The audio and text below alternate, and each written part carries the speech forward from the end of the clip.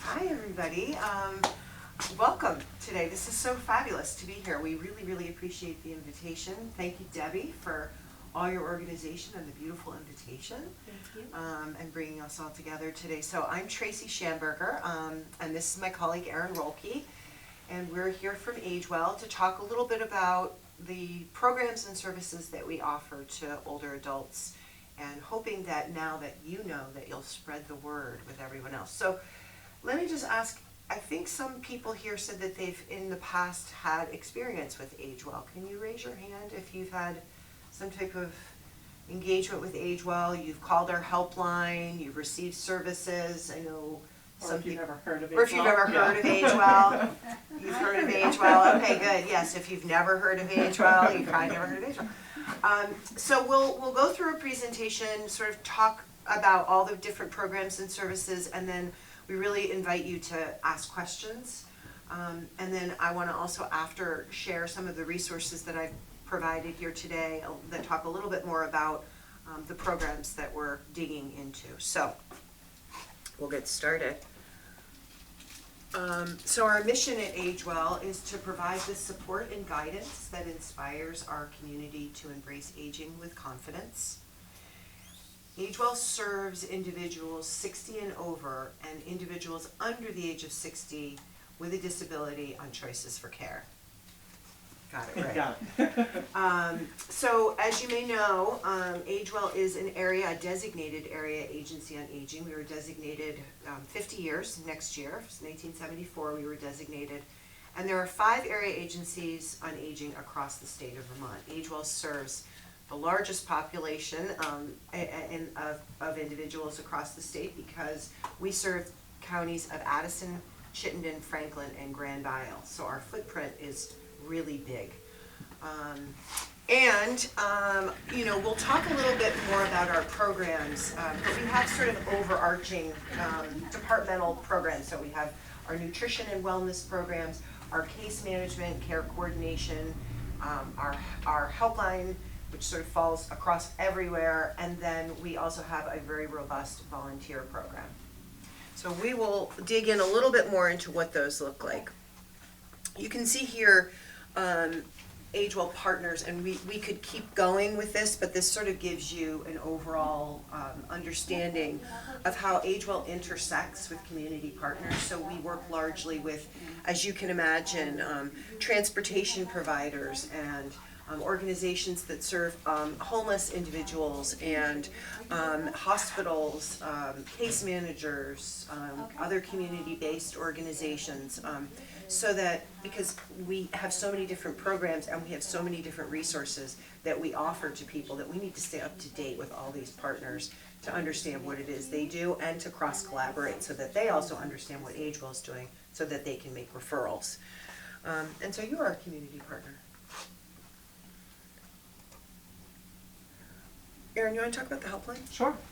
So I'm going to talk about several services here that all fall within our care and service coordination department. So Tracy talked a little bit about the 3 sort of main service departments that we have, care and service, nutrition, and volunteer. Our helpline, as Tracy said, is the main point of access for any of our services. So we always start by talking about this because if any of the services on this entire PowerPoint are, of interest to you, of someone you know, of, a neighbor, a friend, family member, it's always going to start with a call to the helpline. So our information assistance coordinators who work on our helpline, we have 4 of them. They are not only just answering phones and making referrals, they are also the resource gurus of our agency. So they maintain huge databases of resources that are available throughout our 4-county service area that can range from care in the home to a plumber that can go out and fix a well really quickly. So they do a number of different things. I would say, they make all of our internal referrals, but that's a small portion of what they do. A lot of what they do is making external referrals, so they may actually talk with someone over the phone for a while about what their needs are. They may not be needing one of the other services that we're going to talk about today, but they may be needing a referral to a community partner that offers services that meet someone's needs. And I would just say feel free to click forward, but Yes. anyone can call the helpline. So the only criteria is that it needs to be related to needs of someone who is 60 or older, or someone who is eligible for one of our other services.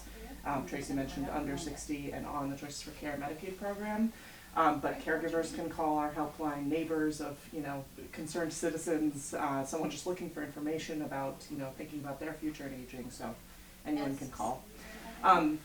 Our state health insurance program is another service where, unlike most of what we'll talk about, which is for individuals who are 60 plus, anyone who is on Medicare or transitioning onto Medicare of any age can access our state health insurance program. So we have 2 full-time state health insurance program counselors, and we have a number of very highly trained volunteers. We have a volunteer that's been working with us for over 10 years in the state health insurance counseling program.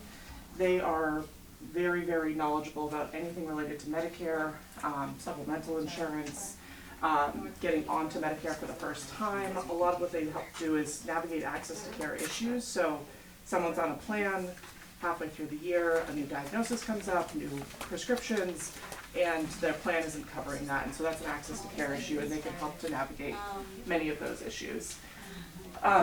Another thing that the state health insurance program counselors do is help people pick the right Part D plan when open enrollment comes around. So Part D is traditional Medicare insurance, prescription insurance coverage. Everyone is recommended to renew their Part D plan once a year because the formularies change, so even if your meds don't change, what the insurance company covers may, and so taking a look at that every year is really helpful. There are online resources for that, and state health insurance program counselors also do one-on-one counseling. Absolutely, yeah. Is it different for everyone, or is there a specific time when you're supposed to? Oh, that's a great question. So traditional open enrollment is from October 15th to December 7th every year. So that's the open enrollment for most people who are on traditional Medicare, including those Part D plans. Medicare Advantage plans have a different time of year where they have an open enrollment period, and it does vary a little bit depending on the type of insurance coverage you have. And then there are special enrollment periods throughout the year. So if someone is also on Medicaid, then they qualify for one plan change any time in the year regardless of open enrollment period. So if you're ever not sure about when you can change a plan, you can always call the state health insurance program counselors. That's exactly the type of question they can help answer. Yeah. All right, and then options counseling. I don't have favorite services, but this is one of my favorite services. So I just think this is wonderful. This is what we were just talking about. We were talking about this, Debbie. And we were. Yeah. So options counseling is a service where, as I talked about the helpline, information assistance coordinators can provide a lot of information over the phone. If someone needs more assistance than what might be provided over the phone, the first sort of service that comes after that would be options counseling. And we'll talk a little bit about community health work next, I think, too, which is similar in many ways to options counseling. When someone has a referral to options counseling, a trained options counselor can go out and meet with a client and their family, or a client alone, to talk about many different things. So there's sort of 2 types of options counseling that we think about. So there's someone who may need help navigating resources for needs they have now. So that could be, I'm realizing that I'm needing more help in the home. I need to find someone who can come in and help with homemaking. It could be, I've talked about the well, it could be, hey, I live in rural Vermont and the well broke and I don't even know where to start with that, and I don't have the financial resources, I don't have who to call. That could be an options counseling visit. The other type is what we call long-term care options counseling, and so that may be for someone who has no needs right now. So, I am just thinking about the future. The example I usually give is someone who maybe has a new progressive diagnosis, so maybe they got a diagnosis of Parkinson's disease. They're doing okay right now, no care needs, but they're thinking about the future and talking to their doctor about what does that look like for me in the future. That is a great time to meet with an options counselor and talk about, hey, this might be 5-10 years down the line, but what are the things that I need to start being aware of? What services are available to me in Vermont, and how can I start thinking about my future? So. Can I ask a quick question? Yeah, absolutely. Did you say that people are referred to options counseling, and if so, who refers them? Oh, so people can self-refer, someone else can refer them. So usually it starts with a conversation at the helpline. Sometimes we have people call in and say, I'm specifically looking for options counseling, and we'll talk a little about what are you looking for. sometimes that helpline conversation about these are the things that I may need help with would lead to an INA coordinator suggesting, hey, how about options counseling? Someone could come out and help you with these things in person. Especially if, we're talking about benefits programs, our helpline will often mail out applications to people, but if someone says, I've never seen this application before, I could really use help with just this whole process, that might lead to an options counseling referral instead of, say, just mailing out an application. So everything that we do as an agency is very person-centered, including just meeting people where they are. We don't want to provide way too much assistance for someone who can do something independently, but that assistance is there for somebody who needs more help. Thank you. So case management is a service where we are working with an individual who is over 60 or under 60 and on long-term care Medicaid for a long period of time. And so someone who's receiving case management is usually getting at least a monthly visit, although it might depend a little bit based on needs and program. And the purpose of case management is to help coordinate services and resources that someone may need. So we serve in case management many people who are on programs like long-term care Medicaid Choices for Care or the Moderate Needs Program, where they have some services that are coming into the home as part of the care program that they're on. We also work with people who aren't eligible for a care program at all or aren't part of a care program, not interested in one, but have some ongoing resource coordination needs and want to be a part of case management. So there are several different things that we do. So I keep coming back to the well because it's just such a Vermont example. So, it may be that we're providing case management because someone is on one of those programs, and a lot of what we're doing is coordinating services, and then the well breaks, and then that's what the case manager is helping with at that point. So.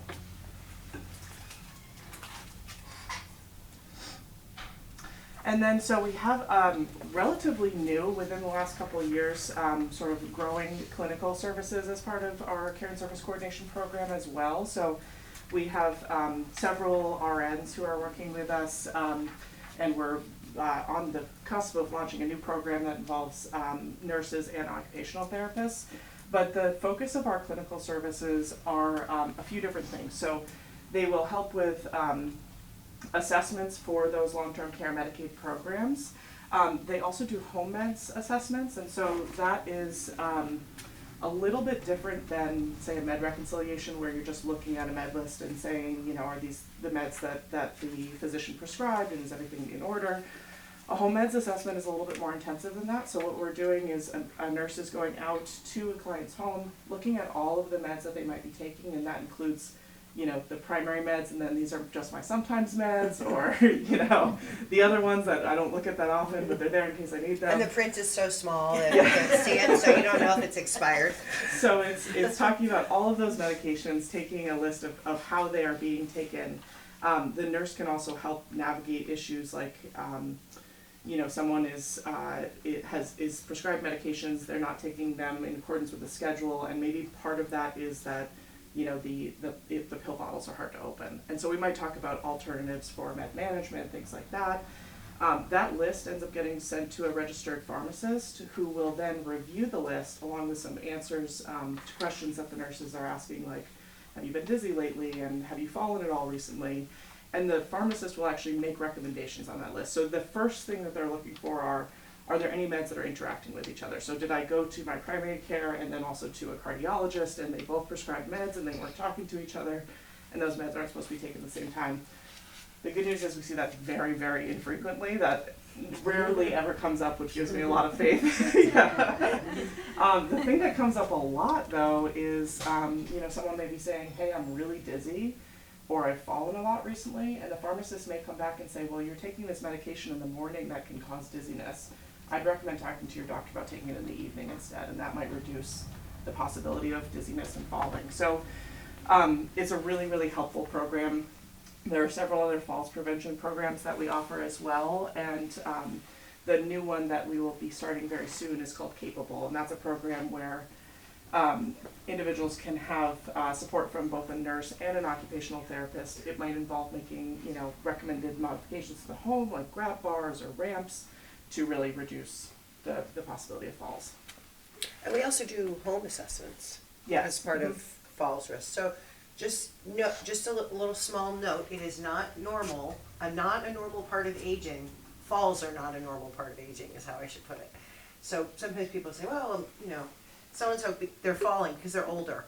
It's not a normal part of aging. And there are, as Erin said, there are measures that we can take by looking at, someone's home. Maybe there's a rug that's, maybe somebody has a walker, they can't get through, they need to see the flow of the house. There are all different ways that you can combat and reduce your risk of falls. Don't wear your 4-inch heels. That's one. That's a really easy one. Really? Oh, no. Yeah, never mind the area rugs. The Yeah. heels are really. Leave them all away. Smart. So community health work is a service that I mentioned when I was talking about options counseling, which can look similar to options counseling. The primary difference is that community health workers are really focused on access to public benefits. There are other things they do as well. They do falls risk assessments. They also do home meds assessments sometimes. But if someone is, for example, calling our helpline and saying, hey, I'm having a really hard time, affording food, getting food that's nutritious, cooking my own meals, that's when the information assistance coordinator might say, hey, have you heard about Meals on Wheels, which Tracy will talk about. But also, if you're having trouble affording your food, do you want to talk to someone about the 3 Squares program? So it's a long application. Some people feel comfortable doing it themselves. Other people would like more assistance. That's something that our community health workers really focus on is helping people navigate that process. Not just the initial application, but there are many forms that are due afterwards, verifications, and so walking through that entire process to make sure that it's successful if someone gets on the program who's eligible versus falling through the cracks of those pieces. So. And I did notice that you had some 3 Squares information here, and so I believe the application for 3 Squares is also the same application that's used for fuel assistance. Yeah. So that's a helpful thing that they've sort of folded that, because we certainly don't want people to make a choice between heating or medicine, heating or food. So, many of the same individuals who would qualify for 3 Squares would then qualify for fuel assistance, and that is something that we can help with. Did you have a question? Did somebody have a question? Can you still work and then get age well? Oh yes, yeah. Yeah, so there are a number of programs that we offer, and so let me think about this. There's no program that we offer that says you can't also be working. As I said, we're very person-centered, and so we'll talk to someone about what their needs are and what level of assistance is helpful. But, as I said, any person of any age can call our helpline and talk about what might be available to them. It's a great question. Yeah. And the reality is the only caveat really to receive assistance at all in any capacity, whether it's Meals on Wheels or case manager, is that you have to be 60 and you have to live in one of the 4 counties that we serve. Otherwise, if you don't, you still have to be 60, but another area agency on aging could pick up for that individual depending on where they live. And the one thing that I really should always mention at the beginning, and I don't, is that AgeWell does not, while you're listening to all this, you're like, wow, this sounds so great. What is it going to cost? And the answer is, we are a designated area agency on aging. So we receive federal funding, state funding, and then local and business support to make up the difference. But we do not charge for our services. We do have some programs that we'll be talking about that there's a suggested donation. For instance, I know here that there's a grab-and-go meal that's offered, and we ask people for a suggested donation. But we certainly don't expect, if you're going to be receiving one of the services that Erin's talked about, that you need to in any way compensate or provide monetary return to AgeWell. These are free services. And even for Meals on Wheels, where we encourage donations, we would never turn someone away who couldn't afford to make a donation, because it's not a fee for the service. It's just a suggested donation. And it's not income eligible, right. So you don't need to be income eligible to receive Meals on Wheels. But we'll talk about that. Oh, so I will talk a little bit about self-neglect. I'm just curious, is anybody familiar with this term at all? Self-neglect? A little bit, yeah. So I always mention this because Vermont is different than every state in the US, because we like to be different. Where in every other state, if there is concern about someone's ability to care for themselves and meet their basic needs, which is really, I'll talk a little bit more about it, but that's the core of self-neglect. In every other state, those referrals go to Adult Protective Services for someone who's over 60. Or even over 18. In Vermont, if someone is over 60, those referrals come to the Area Agency on Aging. So we have a special role in working with individuals who may be self-neglecting. Vermont also has a slightly different definition of self-neglect than many other states. So we often think about, someone struggling with meeting their basic needs, so maintaining, shelter, maintaining food, care for themselves.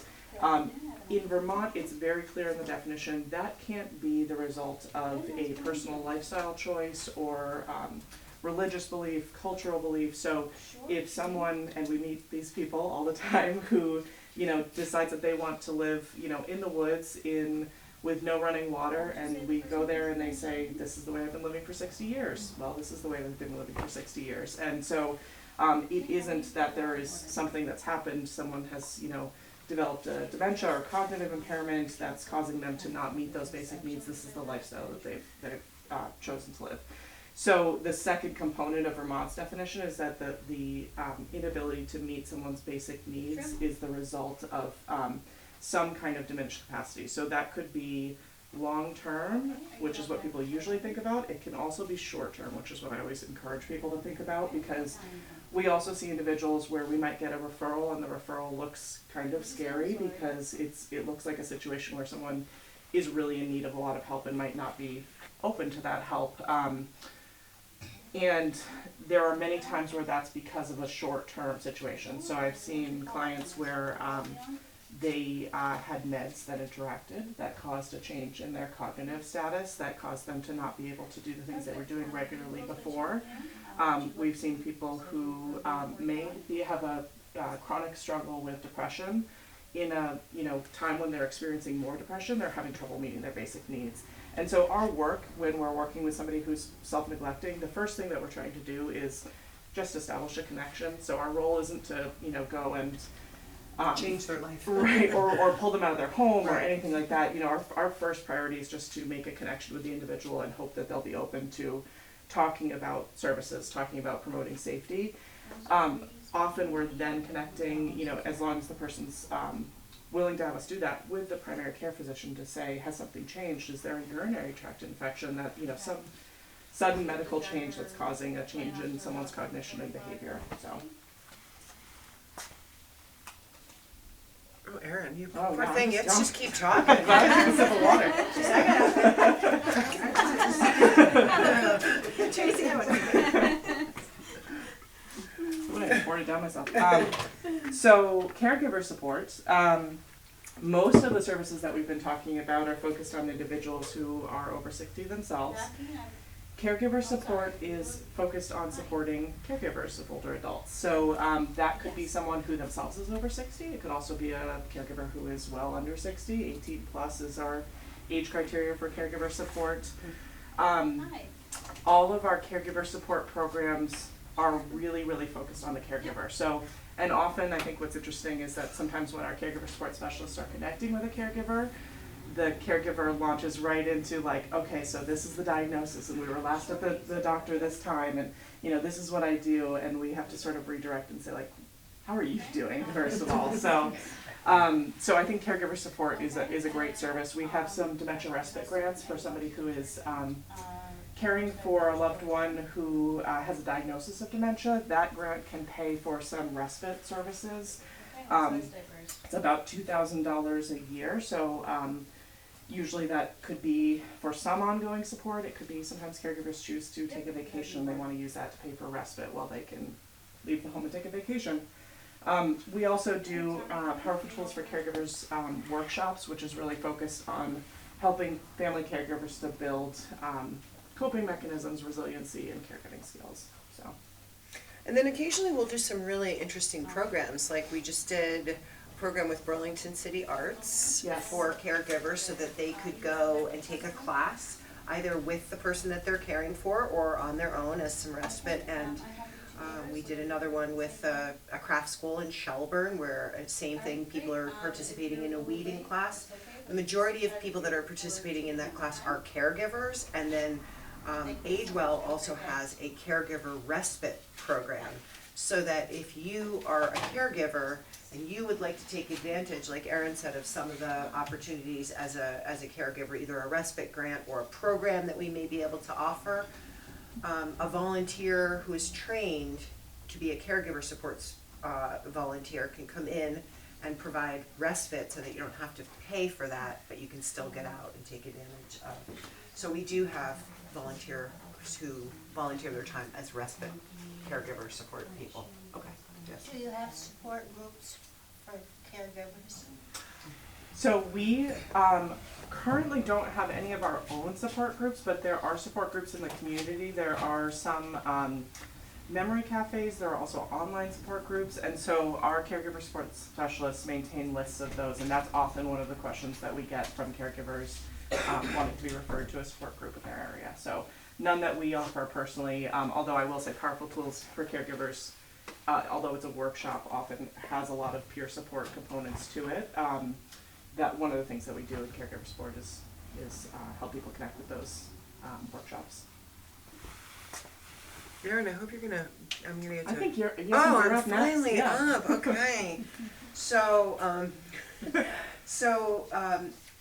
this is, now we're sort of switching over into the nutrition side of the house, nutrition side and wellness. All connected, I mean, it's not and or, but it's another thing we offer. And Meals on Wheels is a program that I'm sure probably everybody has heard of. It's a national program. AgeWell is a member of Meals on Wheels of America. And so we have volunteers we have now at AgeWell about 1,200 volunteers, which is just incredible. Many of those volunteers in this area. Of those volunteers, about 700 or 800 of those volunteers strictly deliver Meals on Wheels. And as you may know, Meals on Wheels is a program where you receive a meal if you're eligible. There are eligibility criteria, not income, but there are eligibility criteria to be able to receive Meals on Wheels. And then a volunteer shows up and not only brings you a meal, but does a daily check-in. And I think that's the big part. We always say the power of a knock. Because what we find is that our volunteers are so well trained and they get to know the people that they serve so well that they'll show up and the volunteer can kind of see some nuances. Like, are you doing okay? I'm noticing that there's not a lot of wood on your porch. And you heat with wood. And so the person may say, yes, I know, I just haven't called. And sure enough, the volunteer will call back to the office, and then someone at the office will call the client and say, our volunteer noticed you didn't have a lot of wood, can we help you with that? Those kinds of situations. Also, we talked about falls earlier. It does happen where a Meals on Wheels volunteer goes to someone's house and they have in fact fallen, and we are able to intercept, call their emergency contact, call the rescue or services or the police or whatever it might be that they need, and really triage those kinds of situations. The great thing about our Meals on Wheels program is that we are able to offer therapeutically tailored meals, which essentially means you will receive, I think the food's really good. I test it here and there and I think it's really good.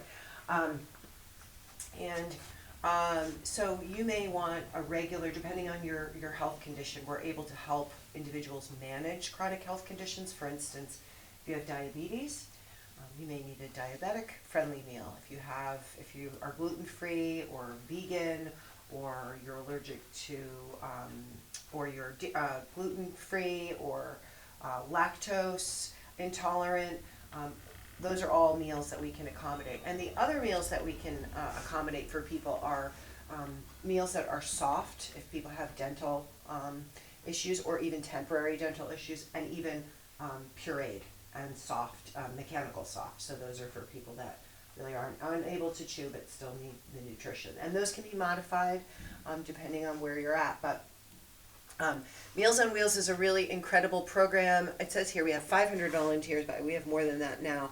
They're delivered Monday through Friday.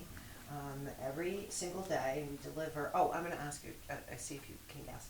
How many meals do you think that we delivered in between Addison, Chittenden, Franklin, and Grand Isle last year? About 30,000. Okay? Anyone wanna take a guess? I have no clue. 80,000. A lot. A lot of meals. So we deliver about 1,000 meals a day, and we provide weekend meals. So last year we served over 350,000 meals. That's wonderful, that's wonderful. It's really incredible. And, you know, as you can imagine, the pandemic really exacerbated that situation as people were not able to leave their homes. I'm proud to say that AgeWell was able to serve every single person who requested Meals on Wheels without a wait list, even during the pandemic. Pretty incredible. Yes, it is. Yes. Question, Yes. do Meals on Wheels still originate out of Swanton now? It's a great question. So about 4 or 5 years ago, Yeah. before me, because I've been 4 years already. 5 years ago, AgeWell decided to move to a single source vendor. I remember that, I think, do they come from Rutland? They do. They're from They come Rutland, from yeah. Rutland. And the reason that we really primarily did that was the reasons I just mentioned. We were not able to get 7 different types of food prepared. So really, unless you wanted a frozen meal that was a regular heart-healthy meal, that was the meal option that you had. And when we moved, because we had different kitchens preparing meals, Right. but when we moved to a single vendor, not only did it keep our costs down, but it provided us the ability to offer many different options depending on someone's health issues, and also to control costs and distribution. They come from one place, so we're really Can't imagine the logistics of getting a hot meal from Rutland to Swanton. well, they're chilled, so they're not piping hot, and then they can be either reheated in the oven or in a microwave. And then, as I mentioned, on the weekends, we provide meals for many people to get them through the weekend. It's one meal a day. You know, we would love to get to a place where we're delivering more than one meal a day, but that's our goal. That's our goal. And Tracy, I might be stealing Sure. this from a future slide, but I think it's 93% of Meals on Wheels recipients rate the meals as good to excellent in quality. And Tracy's mentioned she's eaten every once in a while. We'll like have meals that are gonna expire tomorrow and we can't get them out, and we'll Eat like them. have an opportunity to eat them for Yeah, lunch. try They 'em. actually are very good. So They really are good, and I don't know if any of you have been to any of our events, but like we have a day at the fair, senior day at the fair, which will be this year, August 29th. Keep your eyes and ears peeled for that. And I did bring a sign-up sheet if you want to sign up for our newsletter, and then you would get information about it. But at the senior day at the fair, I think it's like a suggested donation of either $5 or $10, and that gets you a barbecue, entertainment, and entrance into the fair. So that's pretty, and we have about 300, that event sells out every year. And the food that is at that, and all of our events, is also prepared by Trio, the same person that does Meals on Wheels. And I will tell you, if I see you at senior day at the fair, I guarantee you will like the food. I was gonna say they tend to cater, or if we have a staff event too, that's just our So staff. good. It will be also our Meals on Wheels vendor. So So are all your meals now that you cover out of Rutland? Yes. yes, yep. Must make it a whole lot easier, actually. It's a really interesting process, I will And say. I imagine some of the meals could be better. Well, yes, and some of the stuff that comes out of my kitchen could be better too.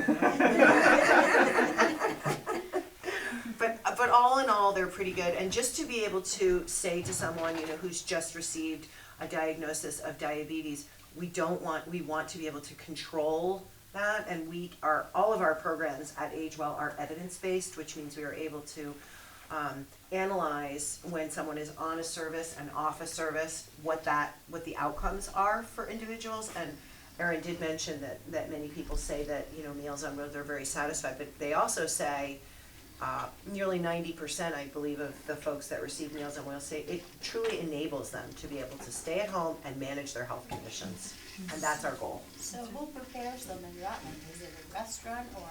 Yeah, the company's called Trio. And they're a huge Yeah. kitchen, I mean, a huge facility, almost like, if you've ever heard of Sodexo is another food vendor, like UVM uses and St. Mike's College uses. Trio prepares its own facility and expanding. Yes, they have a commercial kitchen. It's not a restaurant, they just do Meals on Wheels? They just prepare meals for their clients, yes, Meals on Wheels for us and then I don't know who their other clients are, but I expect, probably hospitals, more Yeah. portion controlled, and as we mentioned, various types of, diets. So it's a pretty specialized kind of kitchen, you're welcome. Another thing I wanna just mention is our community meals and restaurant ticket program. I did mention the event, which is a community meal at the Champlain Valley Fair. But we host many community meals across Franklin County, Addison County, Chittenden County, that individuals can come and you can sit down. The idea is to bring people together so that they can make new friends and attend events with their friends. And I didn't bring a community meal flyer, but you can always, Debbie, you could always check the website and they're all listed, and Agewell has a really great calendar and it tells every day there's a community meal somewhere, every single day. So you can always go to one of those. Do you guys go to the Dairy Center? Yes. Okay. We work And with It used to be the Lee's Gates. Crossing, but now it's Mocha's. Do you still In go Richford? there? Yes. In Richford, I think it's the Abbey. Oh, the Abbey. Yes. That one was what, Sheldon, the Abbeys and Sheldon? Yes. Okay. Yes, and the other program that we offer, which, as you can imagine, during COVID, as restaurants sort of, unfortunately, many of our great restaurants, closed. But one of the programs that we also offer to be able to get people out and connected is our restaurant ticket program. I did bring something on that, and essentially, again, it's a suggested donation. And you go to a restaurant and you have a ticket that you can get, probably Laura does Laura bring meal tickets here when she comes to grab and go? Let's talk to her about Okay. getting those here for you. And you can get a ticket, you can join a friend, bring someone along. The only caveat again is you have to be 60, but it doesn't mean you can't go with your friend who's under 60. And then Agewell has a meal, a plan with each of our restaurants, where we have a menu, and then you can go out and you can enjoy a meal, and it's a suggested donation of $5. Yes, so those are our sort of, and then wellness, let's talk a little bit about wellness. Erin mentioned falls risk. Matter of Balance is an exercise class that we offer. Again, on our website, I can get information on that for you. And that's really an 8-week class where people learn techniques to increase their strength, and ultimately it's an evidence-based program. Many of you have heard of somebody said they were Bone Builders. Yeah. It's a very similar program to Bone Builders. And then we also have a program called Eat Smart, Move More, Weigh Less. I did not name it. I don't like the name. So I'm gonna change it to Eat Smart, Move More, Feel Better. Be healthy or something.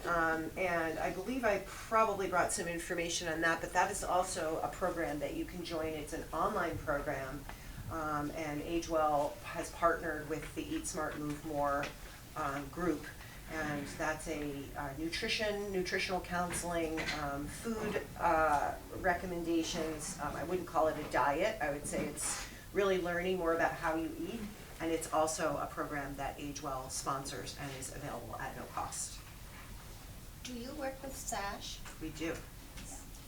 You sort of overlap. Yeah, Or they're, you- so we work very closely with SASH. We're a partner with them, and we often, especially in care and service, if somebody is receiving case management, we're also often very closely connected to the SASH coordinator, so that we can both be mutually letting our folks that we're working with know about offerings from both. So are you doing any services at Swanton School of Harmless? yes, we do. Yep.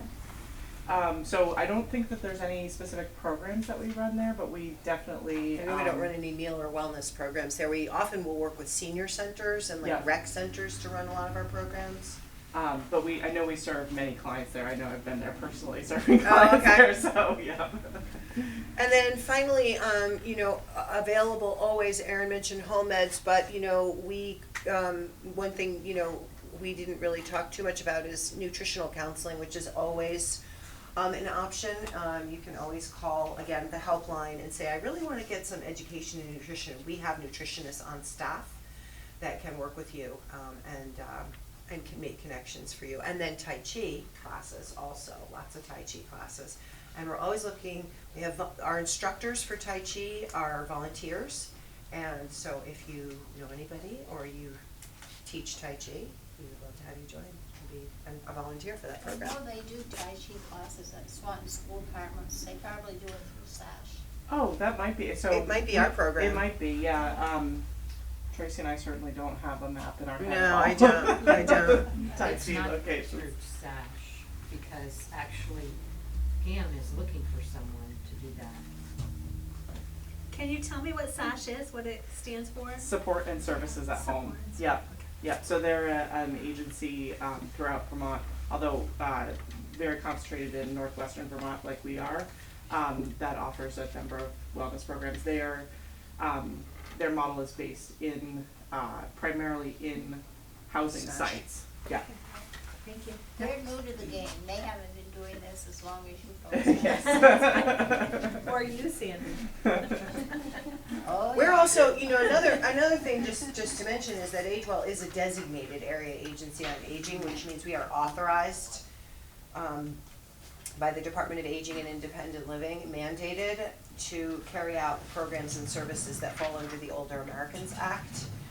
So again, all of our programs are evidence-based because we want to make sure we're promoting, you know, combating the social determinants of health, you know, access to transportation, loneliness, social isolation, health and well-being, mental, physical, emotional health and well-being, and then of course nutrition, food, access to food.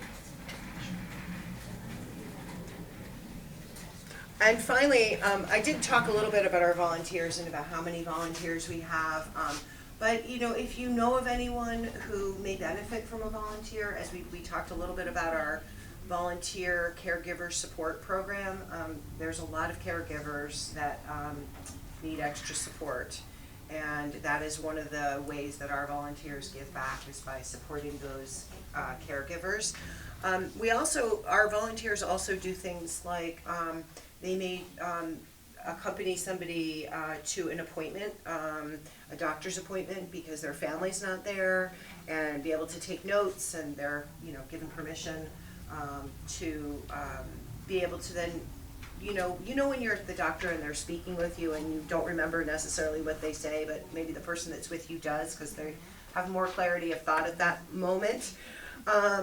That person is able to then, you know, share that information back with your caregiver, with their caregiver or them or their family. And other things, just like I just covered this really great story not long ago where there was an older gentleman, 90 years old, and he loves to play cribbage. It's his favorite thing. And he was like, I just want somebody like once or twice a week to just come play cribbage with me. And we were able to match him up with a volunteer who was like, I really want to learn how to play cribbage. And so this wonderful match was made, and we ran a story on WCAX about the two of them who have just had this really multi-generations too, you know, and but they are really enjoying the benefit from the company of each other, and that is something that we can provide as well. And so again, the helpline is the best way to always get connected, whether you want to receive services or you want to become a volunteer or whatever it might be. That is the best way. Or refer someone you know is the way to really access that. And then also, as I mentioned, Meals on Wheels delivering people. Which, have you ever seen the AgeWell trucks around delivering meals? Sometimes you'll see these this is Trio and AgeWell on the side of it. Pretty cool. And that concludes our presentation. But we're happy to answer questions, although you've asked some really great ones along the way. I have a question, but what were those, Good RX cards? Oh, yeah. You can use those with your insurance. So usually you use those instead of insurance, right? So you can have prescription coverage. Sometimes they sort of fall into a category of like a manufacturer's coupon. So it is occasionally better. You'll pay a lower copay using a manufacturer's coupon or a service like GoodRx for a medication instead of going through your insurance. It sometimes will impact your deductible if you're trying to spend down your deductible because it's not going through insurance. But did you have did you have specific questions about those? Well, or? Somebody that I work with said that his wife, and she used her insurance and also the GoodRx card. But my mom, her doctor gave her the card as well. Mm-hmm. But when she went to get her medication, the pharmacist gave her back the QR or the card Yeah. that she had insurance. So I mean, she has to pay like $200 for 2 medications out of her pocket after the insurance company. Yeah. So Yeah, so that's what I mean about, so usually, and I'm not sure the circumstance about using it with both, it may sometimes be, and I can say I personally use GoodRx and I have insurance, but there are some medications where the copay is so high that the manufacturer's coupon will give you a lower copay. But if there are, I would say if you have someone who is, I talked about our state health insurance program, their focus really is on making sure that people can afford the medications that they That's need. the Part D program that Yes. you were talking about? Yeah, and some people have prescription coverage that's not Part D, so someone could have a Medicare Advantage plan that is sort of a all-inclusive plan that includes prescription coverage. But a lot of what they do is help to evaluate that. They can also figure out if somebody qualifies for a special enrollment program, or period, so they, if they meet certain criteria and the meds are costing a lot, they may be able to evaluate whether there's a different insurance plan that would have lower copays for those medications. As far as I am aware, the GoodRx program you can use both sort of throughout your life and throughout the year, but on a single medication pickup, you're only using insurance or you're using GoodRx. So, but I would say Might be worth analyzing, sort of Yeah. revisiting the whole. yeah. yeah, because she pays for, I'm not sure how much she pays for the prescription part, but I just was trying to, figure out how to save her more money Yes. because she was diagnosed with COPD, so, Mm. trying to get her less money. Yeah. Yes. I think that we have all gone to SHIP at some point and said, can you just answer a question about this for me? They really are very knowledgeable, and it like all of our services, a free service. So I would always recommend calling if there are insurance questions about, is this the right plan, or is there a way to lower the costs entirely? They also talk a lot with folks about what their individual goals are. So is it, I want to pay less at the pharmacy, or I want to pay less overall for the full year, because I don't want to have I don't want to pay a monthly fee for my insurance, but I'm okay with paying at the pharmacy. Sometimes it's a juggling act of what's going to be the lower cost for the whole year, and it is a lot of information to try to dissect. So Well, I know she had somebody that come out, but I think it was from a different company, so maybe it would be wise for her to check you guys out. Yeah. and- it's like I said, it's free. It could be a phone call. It's no harm in asking. So yeah. This is a picture, just so you know, one thing I also didn't mention is that Agewell has 3 offices. We have an office in Colchester, right near Costco on Roosevelt Highway. We have an office this is our St. Albans office, so closest to you. And then we also have an office in Middlebury. So wherever you're closest to, it doesn't matter. And then the other, as I mentioned, the restaurant ticket program is here, but there's a few other things I just want to mention.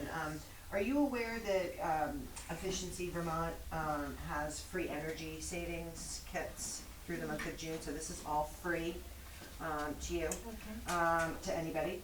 So there's some ways, here's some rebates and some things that I know about, and so I just think it's helpful to provide those kinds of opportunities for people.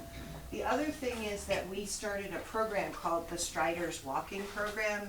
MVP Healthcare is one of our partners. And this particular walking program is probably far for you, probably it's at the University Mall, like you're not gonna probably drive all the way to the University Mall. But we are starting one in July, and it will be at Collins Pearly. And I will let you know, again, if you're interested in getting our newsletter, that's probably the best way to sign up, so that when the dates are announced, you know, when the fair is announced, you know. That information is totally protected, I just wanna reassure you of that.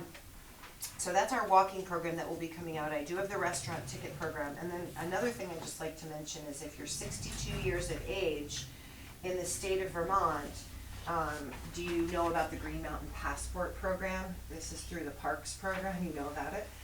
I brought maps.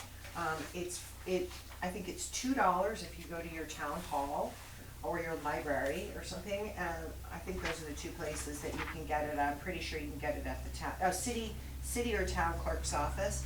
It's $2, you fill out an application and it's forever. It's not like this, you have to do it every year. And you get a pass that you can go visit any of the state parks in Vermont for free. So I brought a map, I brought information about the passport, how to get it, and then I brought some information about the program itself, because it's just, and it never expires, so it just, and the only caveat is you have to be 62. And then the last thing that I'm gonna mention is, you know, some people don't like to go online and some people don't mind going online. I just did a chocolate making class with this program. It's called Get Set Up, and it, Age Well and the other area agencies on aging all have participated to buy seats for people to participate in these classes. There's 4,000 different class options. The really great thing I love about this program is it's for older adults, taught by older adults. So it's really peer-to-peer learning, which I love. And this could be actually a really fun thing to do here, Debbie. Like you get a group together on it and you do it here, because one of the things that this program offers is a class on how to get online, how to access information.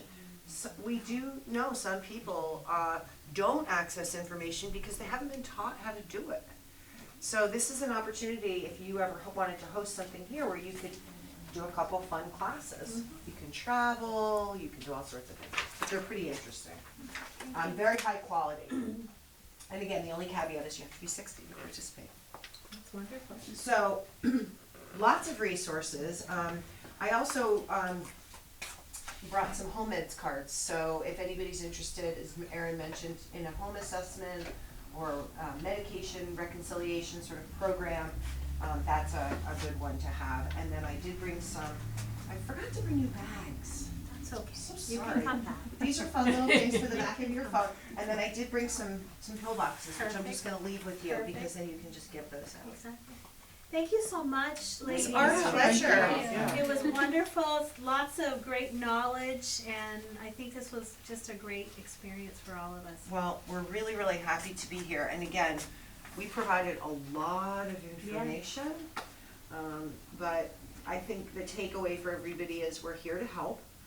We want to help caregivers, we want to help older Vermonters, and there is no wrong door, we say. You can call the helpline for any reason at all, and if they can't help you, I'm sure that they'll be able to tell you who can. So I know the Colchester, I go there and get the meal tickets. Yes. I know their office hours. What are the office hours in St. Albans? Great So question. our St. Albans office is open for walk-in service Monday, Wednesday, Friday, 9 to 1. Okay. So, and if you needed to meet with somebody outside of that, you can call the helpline and make an appointment, but doors are open and there's somebody there every Monday, Wednesday, Friday, 9 to 1. All right, thank you. Can you go, I should know this, Yeah. can you go to the St. Albans office and get tickets and? Yep. Okay. Mhm. And again, I think Yeah, it would so be you nice have for to say Laura the to address. for her to bring restaurant tickets, event tickets, things like that, so we'll get you connected, circle back, I'll see her probably today. Okay, and I'll send her an email as well. Terrific. Perfect. So, thank you again, really, for your time, and I hope you learned something new. I hope that something resonated that you feel like you're thinking of somebody in your mind and saying, oh, my mom, or my neighbor, or my father-in-law. friend, or myself. And it's a pleasure to have met you all. You too. Thank you very much. Thank you so much.